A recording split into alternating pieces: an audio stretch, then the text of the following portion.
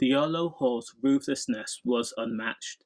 Despite police and the judge calling Diallo a dangerous gangland figure, he was so much more. Diallo was a Yardie gangster that had acted as a drug enforcer for a London-based Yardie gang. So ruthless was Diallo that on the 2nd of October of 2000, the bad man had armed himself with a Dirty Harry revolver, long barrel, and then hunted down 27-year-old Dennis Cowan, who worked as a mechanic. In front of scared shoppers and pedestrians in Brixton, Diallo had outstretched his arm, pointed the revolver forward and then took aim at his moving target as his victim ran along Coldharbour Lane. People were begging Diallo, please don't shoot. However, Diallo was heartless, egotistical and a tyrant.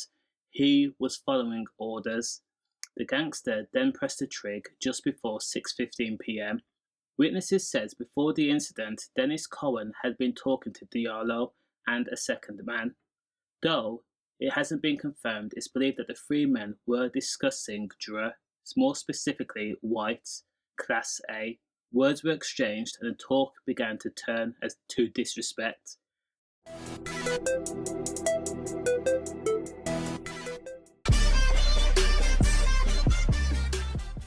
That's when Diallo pulled out his pistol in front of everyone, and that was then Dennis Cowan turned on his heels so quick and then took off running. Dialo Hall pressed the trig again and again and again, and Dennis was struck multiple times, red leaking from different sections. But still, even unsteady on his legs, Dennis attempted to hide behind a red pulse box, but Diallo followed, knowing his target was already injured. Behind the red pulse box, Dialo Hall shot Dennis again as he lay defenceless on the ground looking up at his K. The dealer then fled the scene in a green Ford Focus W Reg, which was driven by another enforcer. That car ultimately disappeared in the Camberwell direction. Now, when Diallo escaped the scene and quickly began making arrangements to flee back to his home country, Jamaica, Dennis Cowan was helped by members of the public and he was given first aid, while police, trauma teams and paramedics rushed to the scene. Dennis was worked on at the roadside before being put in the back of an ambulance and then rushed to King's College Hospital. Within 60 minutes, Dennis Cowan was declared dead.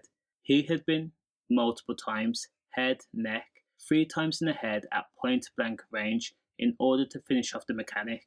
So dangerous was Dialo Hall that even though the 33-year-old was declared a wanted man, he fled to Jamaica successfully and he still continued to be an enforcer. And then Diallo was jailed for 12 years at a police officer. Back in the UK police were still trying to find Diallo, and they happened to track him back to Jamaica and in a prison of all places. And when they looked back at Diallo's background, they found out that he had entered the UK unofficially. Less than 30 days before he raised his pistol and then killed Dennis Cowan in a very public way.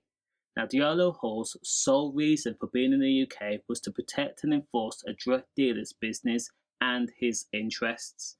Now, once Diallo served his jail sentence in Jamaica, Diallo was then told that he would be extradited back to the UK to answer to the crime of Dennis Cowan. He was put back on a plane where he then touched down back at London.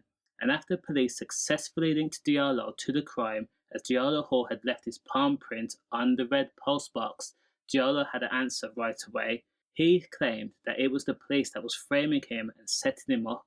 Now, despite his not guilty plea, in court, Dialo Hall was found guilty of the M of Dennis Cowan after witnesses testified against him and put Diallo at the scene. Remember, he had killed his victim in front of shoppers and pedestrians. Diallo was told that he would be jailed for life, and the judge also told him that he would have to serve a minimum term of 20 years in jail. Now, it should also be mentioned that Dialo Hall had promised to kill a 19-year-old woman called Shadeen after she came forward and acted as a witness for the prosecution. She was one of the people that helped put Dialo Hall away, and for her bravery, she was awarded £1,000 from the public funds for her bravery. Does the crime match the sentence? Let me know. And condolences. Stay safe. safe.